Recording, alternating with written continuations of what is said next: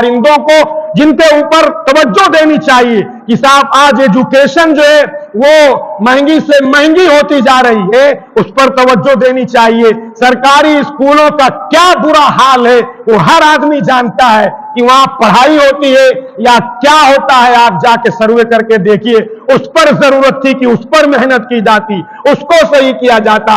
नौजवान कितना बेरोजगार हो चुका है और न जाने किस किस तरीके के हालात पैदा हो रहे हैं, उन हालात पर तवज्जो देने के बजाय आज ये चीजें छेड़ी जा रही जो नॉन इशू है, जो कोई इशू ही नहीं है। इसलिए जो जिम्मेदारान हैं और आप भी, आप अपने आप को उसका एक हिस्सा समझिए। आप समझिए कि आप कहिए जिम्मेदारान से कि मेरी कोई जरूरत होगी तो मैं अपने मन तन धन सारी चीजों के साथ आपके साथ हूं। जैसा आप कहेंगे, जैसा आप बताएंगे, हम उसके लिए तैयार हैं। अगर हमने इस रुख पर काम किया तो हो सकता है, इसलिए कि जो हमारे बड़े कह रहे हैं कि वक्त बहुत थोड़ा है, काम बहुत ज्यादा है, इतने शॉर्ट पीरियड में ये ऐसा लग नहीं रहा है कि पॉसिबल है कि ये काम किया जा सके।